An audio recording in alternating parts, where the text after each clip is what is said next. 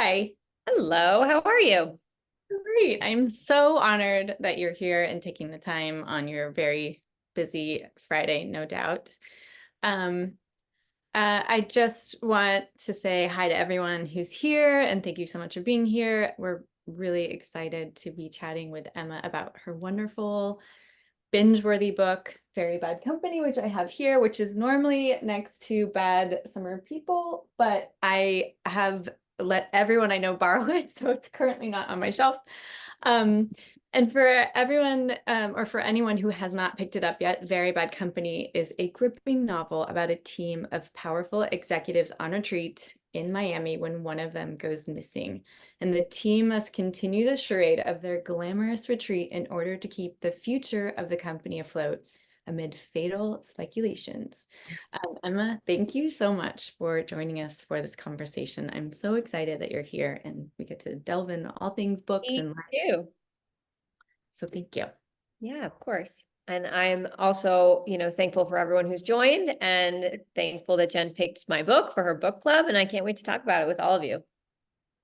I'm excited. Well, so I would first love to just delve right in, and I would love to know what the inspiration was for A Very Bad Company. So I am on an executive team at my real job. I have two jobs. One is the novelist, and this is my second book. And the other job is I work in media. I'm the chief content officer of a company that owns a number of websites and magazines. And I've been a magazine journalist my whole career. In my current role, I'm on a crazy executive team, not as crazy as Very Bad Company, but we did a few years ago go on a retreat, a corporate retreat to Miami. And I remember at the time thinking, this would be a very good setting for a book if something went wrong. There was kind of a dark joke going around the retreat about like, what if one of us died? What would happen if someone just disappeared? And I was like, you know what? I'm going to turn that into a book. And so that was the setting, and sort of the seed of it came from this idea that I actually have attended corporate retreats, one of which was in Miami. It actually was at the one hotel in Miami. And so there is like a little bit of like a real life inspiration to the seed of this book for sure. I love that. I love thinking about how, like, the worst case possibility of what can go wrong. And you're so good at creating like a beautiful, albeit like dysfunctional world of characters that it like they're so um it's wild because I feel like you root for them regardless. Like they're all kind of, some of them are not cringeworthy, but you're like, you're making a really bad decision. Please don't go down that path. And you're rooting for all of them as a reader. And I mean, literally it's a page turner. What is that like in creating those characters in that world? What's that like for you? I know you said like in a retreat or in your own corporate retreat, but what's that like actually delving into each character, and what's that process like? I would say that my favorite part of writing is the character creation. I mean, to me, I think, and some writers are not like this. They're very plot forward. I sort of start with a world. I start with a group of people and a framework of what could possibly happen to them. But it's really, to me, exciting to create people that, first of all, as you said, are kind of morally gray. I don't believe in having characters that are either like totally bad or totally good. That's kind of boring to me. And then also just that have their own backstories, that have their own motivations. And it's just really fun to think about and to embody all of those people at different points throughout the writing of the books. I don't know. I think, again, in my career had been a magazine writer. I used to write profiles a lot. And I think that I learned how to very quickly get across who the person was, because I only had a certain amount of space in the magazine to say, this is who this person is, this is what their motivation is, this is what I'm writing about. And I think I use that in the creation of characters in the book. So I'm glad that you feel like they're real people. I always want them to feel like real, and that they kind of stay with you after you've closed the book, you're still thinking about them a little bit. Yeah, well, and that's so funny. I also run a platform with Charlie that's a sustainable platform, and our editor is also an editor, was at Condé Nast Magazine publications, whatever. And I'm always like in awe of how y'all can create throw so much information out that is digestible in such a tiny amount of words. It's so impressive. It's something you learn. I mean, I think I was trained, I worked at weekly magazines. It was like you had to be able to do it in a short amount of time and get the most information you ever can. My first ever job was randomly at New York Magazine. We used to have these listings of theater and nightlife. It was the back of the magazine. And you Yeah. would have 2 sentences to describe a Broadway show. And I just learned how to, in those 2 sentences, get across what it was about, if you wanted to see it, who it was for, but you only had like 40 words to do it. So I think that training really did help me in terms of making these books that are just like packed with different people, packed with different events.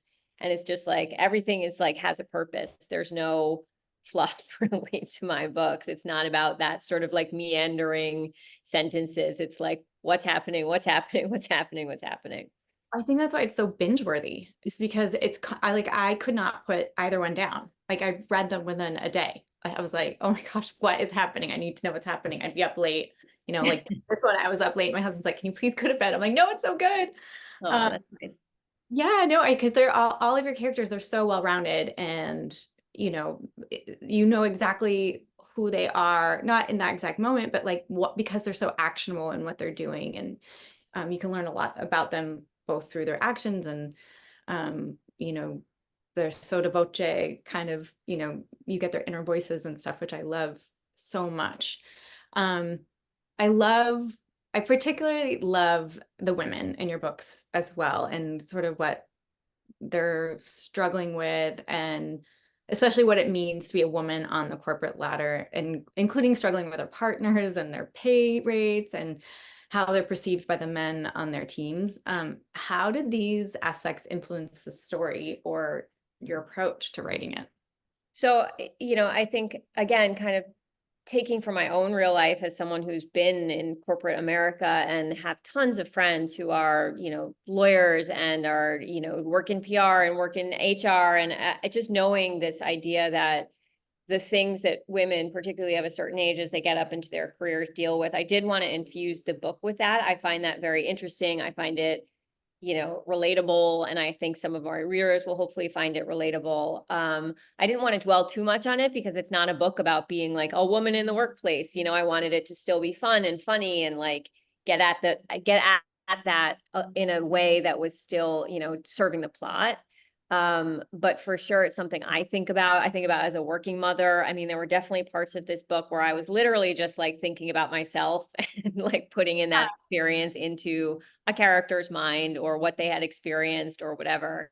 So I'm glad that, that came across and that people possibly, I just wanted people who had worked in any job to be able to read this book and be like, I relate to that. That's funny because I know someone like that. I experienced that in some meeting where some guy was, rude to me or whatever. So I did like kind of keep that going, that theme going throughout the book purposefully. Yeah, it's amazing. So sorry, just to go back, I am really fascinated, and I have a bad habit of like veering off, but I think one of the most incredible things about you is, one, your writing style and the fact that you can create such beautiful, amazing books, but the fact that you're such a boss in the industry already, and I just heard that you're a mother. Like, I don't know how you do all of this. It's like, I don't know what your secrets are, or how you balance it. I don't know. Yeah. It's incredible. I'm very efficient with my time, as I think a lot of women are. I get what I have to get done at work done so that I can do other things. Mostly just at this point is taking care of my kids. I have 2 boys who are 6 and 8. And so I can't really work on the weekends either because I'm a mom and I want to be with them on the weekends when I'm not working. So I build in time for my books in my other job schedule. And just do it that way. I mean, at a certain point, like it's all gonna fall apart. So I'm just trying to like ride it like for the moment. And I'm sure I'm like a lot of stuff is falling through the cracks. And certainly as this second book came out, and now I'm working on my 3rd book still with my job and the kid, it's like everything is starting to be like, oh, like there's too much to do. And but it's to me, I think life is one of these things where it's sometimes you're just like full speed ahead, really busy. And then I look, my mom's retired and she's got a lot of time. Like there's going to be other points in my life where I'm not just like, let's Yeah. go. So I'm trying to just like keep it going. And it's all good stuff too, right? So it's all like stuff that I enjoy doing. And I only put the book stuff on top of that because it's so fun for me to write these books. I hope as fun it is for people to read it. It's as fun for me to be sitting at my computer, writing, making up these crazy things and like laughing to myself while I'm doing it. So it doesn't feel like work in that way. It feels just kind of like fun. I love that. I mean, I think that really comes through and bleeds through the page. Like you can tell that it's fun. Like you're having a lot of fun with it. And it's so humorous and absurd at the same time, I know. like I'm like, well, maybe they'll all throw up on each other. Like I just like that make it was out of my head. wild. Yeah. And the smell of vomit, you're like, oh God, you can just have that sense of like what that must be like being stuck on a boat with people that you're like, I don't want to be stuck with them. Now I'm on a boat and now there's puke everywhere. That actually did happen. I was on a Okay. whale watching tour when I was a kid at like a field trip, and everyone got really seasick and everyone threw up all over the place. So that was kind of a callback to an experience that I had as a child that has deeply stayed with me. That is horrific and amazing at the same time. It's funny. A couple of writer friends of mine, we were like talking about different scripts and stuff and just different things that have like happened and like that in real life. And we're like, if we put this into a script, the studio would say, this is impossible. And you're like, oh, it really happened. Totally. Those are just such gifts and nuggets and stuff. Um, where was I going with this? Sorry, I'm off track. This is me. I'm totally off track. I just think that's just so fascinating, everything that you are able to do. And a friend of mine he uses this analogy of juggling. Like we're all juggling, especially as moms. It's that common trope that we're just like juggling so many things. But um there's always something coming down. And it's something I always deal with is like, this is going really well, this is going really well, but this kid isn't, or family, there's like always something. So it's all that balance, like what goes up comes down and what goes down comes up. And Yeah, completely. And that's just the joy and stress of being in like sort of low middle age, right? You're like, there's just like a lot going on. When I was in my 20s, I had work, I would sleep late on the weekends, I would get a manicure. Like, I don't know what I was doing with my time, but now I'm doing a lot more. But that was a great time in my life too. Like I learned enough so that at this point I can do the things that I'm doing. and write about those characters too. Yeah. Yeah. Um, Very Bad Company is written in multiple character perspectives. Did you have a favorite one? Did you have a least favorite one? I did, I like all my characters. Even some people hate all my characters. I like all of them. I mean, I read the Goodreads. I shouldn't, but I read all of the Goodreads reviews of all my books. I mean, for Bad Summer People, there's like thousands. I think I've read all of them. It's just like a masochistic. Like when instead of scrolling on Instagram, I'll scroll and like read the reviews. No. People do say, how could you create like all these characters are so morally reprehensible and just unrelatable? And I'm like, I actually love all of them. I think they're really funny. I think, again, it's sort of that idea that nobody is good or bad, that people are selfish, but they can also be kind and they can be, they can break the law one day, but help a friend the next day. For this book specifically, I really loved Deborah and I really loved Olive. I think those were my two favorites. I liked the chemistry between them. I felt like they were a nice little duo together. And Olive, I have a British friend. I mean, I'm married to a British person. Someone actually also said, this writer doesn't necessarily know British people at all. I was like, dude, I know British people so well. Live with a British person. One of my best friends is a British lady who definitely saw some of herself and her speech patterns in Olive. But there was just something funny about Olive and like lively that I like women that are body and that can make jokes and that are like always up for a little bit of adventure. And I feel like Olive was that character. And then you have the sweetness and sort of the failed, rule follower, Deborah, who also just kind of wants like everybody to just like leave her alone. And so those two characters, I think, were my favorite. But I do like all of them. Yeah, I love all of them. I mean, at the end of the day, we're all primates. Like we're all trying to like listen to our needs and survive, and we all have the good and the bad and act upon them in different ways and capacities to get where we need to go. Um, and these stories are so fun to read, and like as numbers show, like very fun to watch. Like I read White Lotus was an inspiration for Bad Summer People and The Succession. Like these are characters that you take them and you put them on a page and you're like, whoa, what are they doing?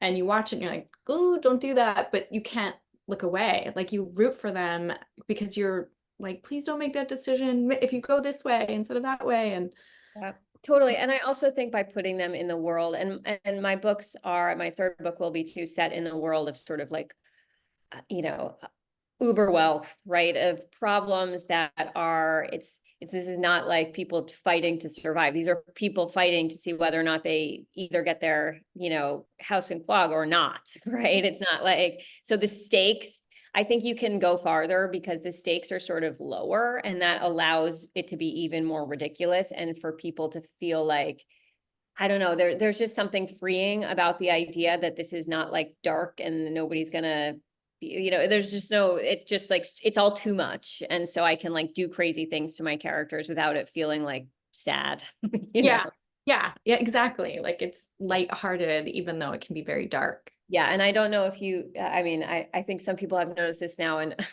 I don't want to spoil my third book, but I don't like to hurt anybody in my books who's going to like die or something bad is going to happen to them. Is generally like a childless, like someone who doesn't have parents, like the idea that like they're just like alone, and so if they do die, like nobody's going to mourn them. I don't know, that's Lost like, animal. it's exactly, it's like too sad to me otherwise. Like I would never kill a mother in a book. Like that makes it not fun. Like That's so funny. I love the rules to play by. it's just in my own mind, because like that then veers into like real darkness, and my books are not supposed to be dark. They're just like, Yeah, sort of bingeable, crazy like romps. So that's really fun. That makes a lot of sense. Thinking about it. Um, and I guess is this is what genre is this? A thriller? Is it a like what would you classify it? it's a little bit between genre. I think that's probably been a slight like struggle for my publisher to like, both my books do live in the mystery and thriller section in Barnes and Noble, for example. I'm not sure they really belong there, honestly. I mean, Bad Summer People has them, like there is someone who dies, but it's not like a thriller, murder, purposeful, like crazy thing. And same with Very Bad Company. I think that they're in between for sure, just general fiction, mystery, and then they're just kind of beach reads. I do think Bad Summer People also straddled that kind of just summer beach read because it has the word summer in it and because it takes place over the course of a summer. They are certainly books to read like at a pool. That's always how I think about it. It's like on a vacation read, but that's not an actual genre in a bookstore. But like if it was, that's where I would put it.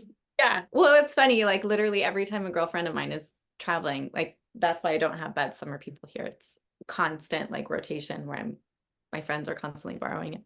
Yeah, Um, it's that sort of, it's like that with a hint of mystery, I think. That's kind of how I would describe it. yeah, it's just funny that like you can have a mystery in like a romance that's like lighthearted, but suddenly if there's like any sort of downturn, it becomes a thriller and I know it feels a little like too, I'm not sure that it really behooves readers to have these very strict categories, because I do think that I wasn't coming into writing fiction as like a fiction writer. I just was like, I'll write a story. And I think that I wasn't thinking about that at all when I was writing it. I just wanted to get to the end word count to see if I could do something. And so then afterwards, when they were like, oh, it's like a mystery thriller, I was like, I just want, it was just a story to me. And so, yeah, I think that can be a little bit limiting when you're thinking about it that way, because I do know that thriller readers would certainly be disappointed in both my books because it doesn't have that kind of like, scary thing to it. It's not like suspenseful scary. It's more like world building with a little mystery to sort of Yeah. like get you through. I mean, to me, the mystery and the murder, like that's the thing that like pulls you along, but it's not really about that. It's about this idea of like rich people behaving badly and sort of the chaos within these places that I'm setting the books in. Yeah, it's the fun, bad behavior. But just, I mean, it is bad, you know, some of it, Bad. some of them take it Yeah. over the board, but some of Yeah. them are like, ooh, this would be on like Selling Sunset or something, you Yeah. know? It's like reality show bad. It's like if there was a murder in a reality show, basically. Exactly. Um, so thriller, let's say, like a lot of thrillers, even though this is not necessarily a thriller, Very Bad Company is set in an isolated location. What were some of the challenges and I guess some of the, you know, uh, positives of writing in such a contained space or setting? I think it makes it easier. I'm in down in Miami a lot. My parents are there, and I travel there for work a lot. I know it really well, so it didn't feel like I didn't have to go do research. Like I know Miami, so it didn't feel like a stretch there. And the same as in Bad Summer People, because I'm out in Fire Island during the summer, so that was just a no-brainer to set it there. I like the idea of the kind of contained story. It makes it, first of all, easier for me as a writer because there's a beginning and a middle and an end. Particularly, it was a corporate retreat. It had to take place over a certain amount of days. You know, I sort of fast forwarded a little bit right at the very end, but most of the action takes place over that time. And then in Bad Summer People, it's just one summer. So sort of like a, you know, limited series, 7 episodes where you're thinking about, okay, what's episode 1, 2, 3, 4, 5, 6, 7. I would say my third book is a little bit harder. I've made it a little bit harder on myself because it's set over the course of a fall in New York City, and it's not quite as tidy in terms of just being like day 1, day 2, day 3, day 4. So I need to work on that a little bit to make it feel more because I do like the idea of having a very limited time frame. Otherwise, I think I would get overwhelmed as a writer. I know people do this. They set books over decades, and I'm so impressed when people are able to do that. I'm like, give me 4 days. That's fine. Yeah, it's wild. I mean, tracking some of like, you know, in some of the more like fantastical stories, you know, like how like Game of Thrones or even Pony, which is pretty easy. I don't know if you've read Pony, but to track some of the characters and, you know, there's so many Easter eggs throughout that book as well. Like I'm always impressed with how someone is so organized. I totally agree. I'm not organized in that way. Maybe if I quit one of my maybe if I quit my other job, I'd be able to make books that were like a little bit more, you know, broader in their scope. But because I only have a limited amount of time, I'm like 4 days. Here we go. I Like, think you have a great strategy. yeah, it's just easier. And it's fun. I think it makes it's like more of the beach read vibe of like, you know, it just gets you through, I think, easier. It's a page turner. Yeah. Um, what is your writing process like? I know you said you set some times aside and you're really efficient. Like, do you have a goal of I need to do this many words a day or Towards the end, I have to give myself actual like word count goals. I am now sort of really nearing the end of the first draft of my third book. So I'm like, okay, I got to write like 2,000 words a day. Like we got to get like cracking here. I've delayed. But generally it's more about wanting to hit a certain word count by like a date where I'm like, okay, by, you know, October 15th, I want to have at least like 20,000 words of this done. And then each day is different. You know, sometimes I can I can spend my whole, you know, 3 hours in the morning because I don't have meetings writing.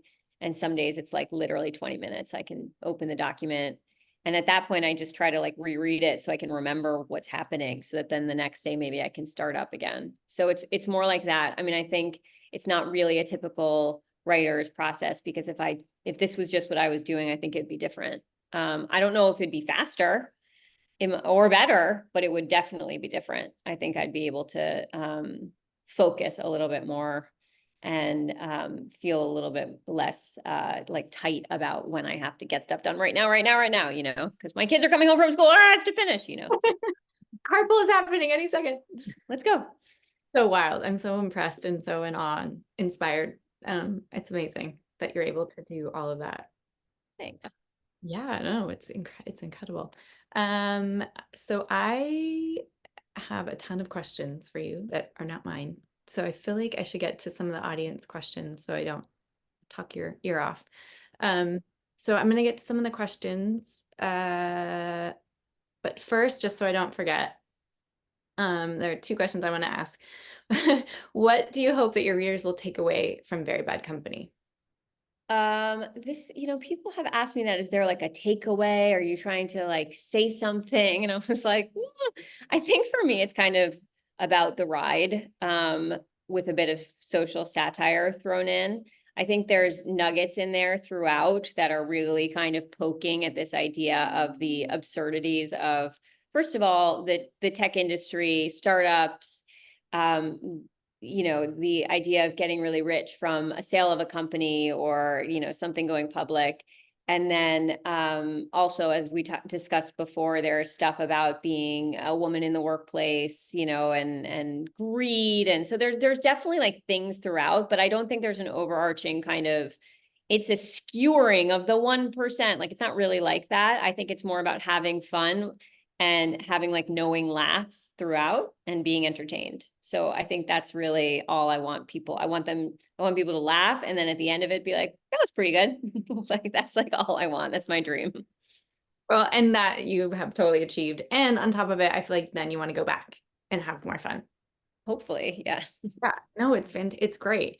And I'm gonna say this at the end after these questions, but just readers can follow you. Where's the best place for them to follow you? So readers can follow me. The best place is on Instagram. It's Emma.Rosenblum. And on Instagram, there's links to my website, to buy the books, and everything that you need is right there. So if you can follow me there, you'll get the most up-to-date updates. Okay. And then I'll also make sure in my stories that I repost, and I'll have your Instagram and a link. Thank you. Yeah, of course. Okay, so here are some audience questions. How long did it take you to finish the story, and did you have any setbacks or writer's block while writing? This one took me like 4 to 6 months for a draft. Just like the first one and just like the third one. So they seem to always take me about 6 months to get through the first draft. And then of course you go back and you change stuff. And the endings always change, character, whatever. So, but I had a bit of a block at one point it was right after where they have the sports day and they're, playing pickleball against each other. And I stopped there and I kind of didn't know where to go. I think that, and since the plot has changed, so I wasn't really in the exact book that you guys have all read, but I did feel a little bit stuck for a while. And what helped was just talking about it with people. I talk about the plots with my husband. I was with my parents at that point and I was talking to them about it, and not that they really gave me the way forward, but it's more like the mental process of me just out loud speaking about it. And then something occurs to me and then I can continue forward. So there were a couple of weeks where I was like, uh-oh, am I going to have to like redo this entirely? And at that point I had like 50,000 words and I was like, I really don't want to restart this. And I didn't. I just kept going forward. And then again, I got to the end and then went back and sort of shifted some stuff. But for sure, there's moments where, again, because my books are plot-y, where I'm like, what am I doing with this plot? It's never about the characters. I always know the characters, and whatever situation they're in, I know what they'll do. It's more about just getting to the next point so that by the end, you can have sort of a bit of a wrap up of what has been happening. I love that you have to just just have dialogue just come out, to like get through it. I'm very similar where I have to just like talk and talk and talk. It's almost like just expelling energy to move forward to like Totally. eventually it's going to come out. It's gonna come out, and it's gonna, even if it's the wrong thing, then at least I have a way forward. And then again, you can always go back in a book and you can revise and you can change stuff. But the hardest part is just the first draft. You just have to get that. And then once you're there, you can go back and you can change and, make sure, judge it so that the plot actually works better, so that stuff that you didn't know was going to happen at the beginning, you put in the beginning, hints, stuff like that. but it's the initial just finish where finally you're like, okay, now I have something to work with and I can work with it more.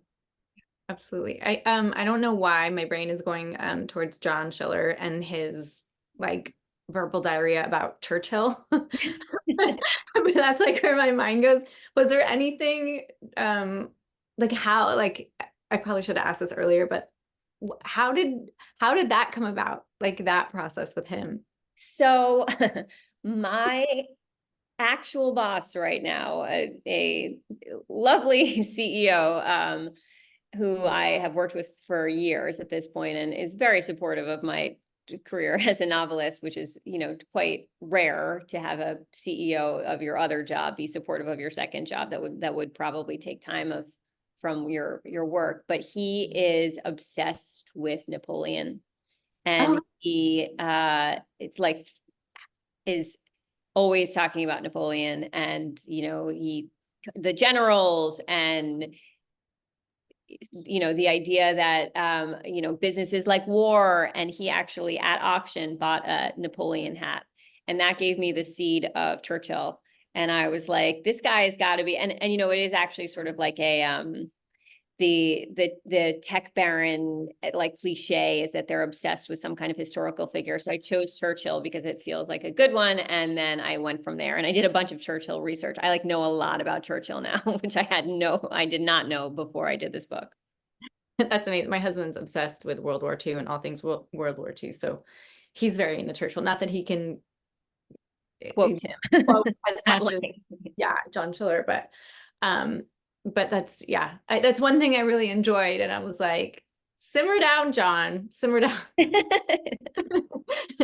And which is funny because one of the questions also is, does the character represent anyone in your life, or do the characters represent anyone in your life? Well, yes, the CEO for sure is lightly based on my own boss, and he's totally aware of it. There's been like a New York Post article about it. And and some people that I've worked with over time have said, this person kind of reminds me of that person that we used to work with. So there's shades of people, but that's the same as my first book too. I think because my background really is journalism. Like, I'm like, you got to take from real life. Like, I don't know.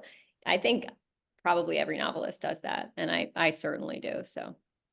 I agree. I mean, you have to write what you know. I remember in college, that was one of the, or maybe it was actually like a famous writer who probably wrote that and I'm misquoting it, but I just remember that, like, write what you know, start there. It So comes across as more authentic for sure, I think, for at least the way that I do it. I mean, listen, there are people that have brilliant imaginations. I'm not one of them. And I think that I've met enough real people in my now, however many years life, to be able to draw funny details from people that I've met.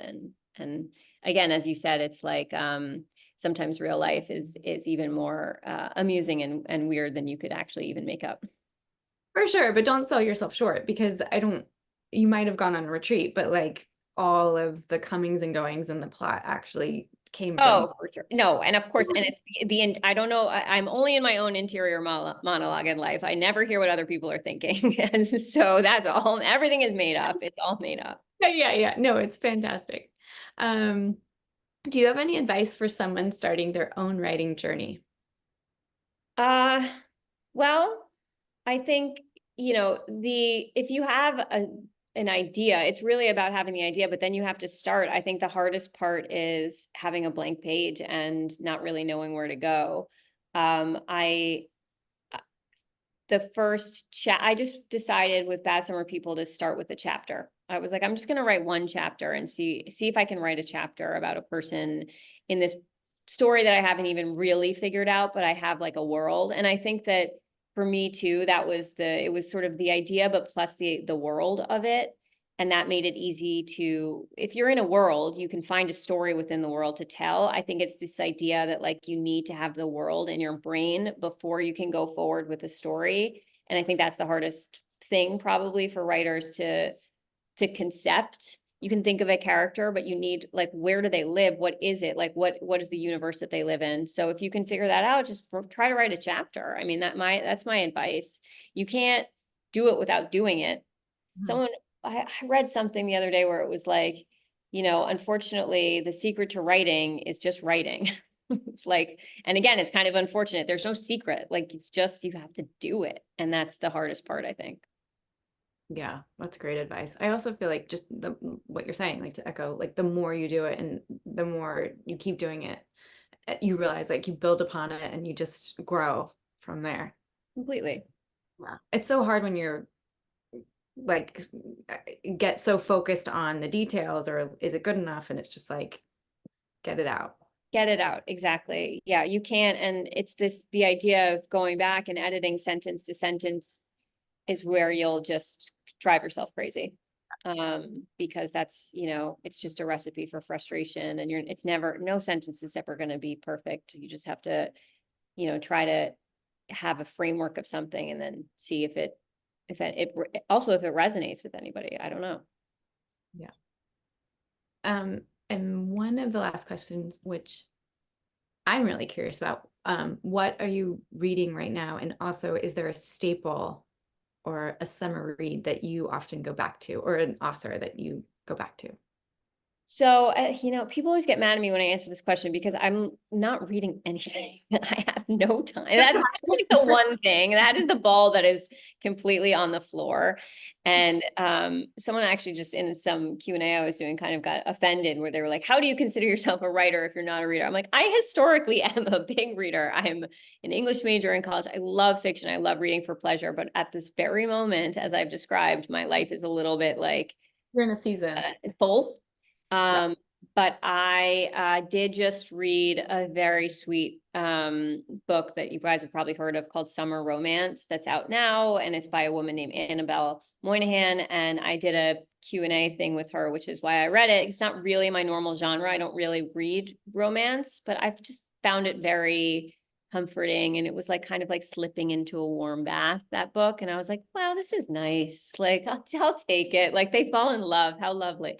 Because so different than my books, which are just like so spiky and like weird and funny and bitter. And so that was a really nice book. And in terms of actual authors that I return to, I mean, I'll always pick up Jane Austen as a comfort read if I really am feeling. It's almost like rewatching Sex and the City or something. It's like I'll pick it up and it just feels like, okay, this is so easy. It's so brilliant. And again, there's something about Jane Austen books that it's a bit of that. It's not skewering the upper class, but it's allowing them to hang themselves with the crazy stuff that they say, which is something that I like to do in my books. You know, they're very straight. I'm not making fun of anybody, but when you start to actually write the dialogue that people in certain privileged situations might say, you read it and you're like, wow, that is a really crazy thing that someone would say without knowing it. And so I allow my characters to actually speak the way sometimes people in those worlds speak. And that does, people are like, you're making fun of them. I'm like, no, that's just totally straight. So Jane Austen does that for me. So I would always return to her. I bring it to the beach and just like do 2 pages and that's it. I love that. I'm gonna have to reread. I don't think I've read her since college, so I definitely now I'm inspired. You'll love it. It's amazing. Um, and I think we are at the end. So again, Instagram, Emma Rosenblum. I will put in stories where to buy, probably on bookshop.org is I'm assuming, unless there are any bookshops that you recommend or want to support small bookstores or. Yeah, bookshop.org is great because it pulls from all the indie bookstores. So that's a really nice link to put. Perfect. Well, thank you, Emma, for your time and expertise. And you shared so much, so many great questions from the audience too. A lot of people just getting started or trying to move through their own, trying to balance life as we all are as mothers and fathers and people with lots of interests. So thank you so much. And Jen, thank you for sharing your love of books and authors again. It's always such a blast to see you in conversation with amazing authors. Can you tell us, Jen, what's next for you in book club? Can you share anything about where we're going next? Well, we are going next to YA. Okay. To another boat ride, Hearts Overboard, All right. by Becky Dean. So this will be July. And then Jared and I will be moderating a panel with one the one and only Casey McQuiston in Austin on August 16th at Barnes & Noble. So if anyone wants tickets to that or wants to come to Austin, there's also a Supernatural convention during that weekend. So I know that there's a lot of people in town. Yeah. So excited about that. And Emma, you should come on down. Come on down to the yeah, Emma, come on down. convention, and then you Well, can go to the. We'll invite Mandy. Our Oh musical yeah. therapist. Aw. She texted me to say hi. I know, same. We You're have the a best. friend from, I guess, elementary school. Yeah, from like when I was 5. Yeah. Wow. From camp for me. And then she's actually an executive producer on, or was on Walker, and didn't tell me until like season 2 when she came to set, and she's like, hey, and I was like, what are you doing here? I'm the executive producer. And I was like, you never told me, because she goes by Amanda Pally now. Anyways, long story. I love connections like that too. So Me too. love it. And I am so excited. Please, please, please send me your next book. I will. I gotta finish it first. But you'll be the first person to get it. I am such a big fan. I mean, truly, I have like a million bajillion questions, and I'm really inspired and in awe of all that you do and accomplish and do it. I know it probably takes a village, but you make it seem so seamless and effortless and bingeable, everything. Oh, thank you. I so appreciate it. And I've had such fun chatting with you. And thank you again to all the people that were here listening. So fun. All right. Take care, everybody.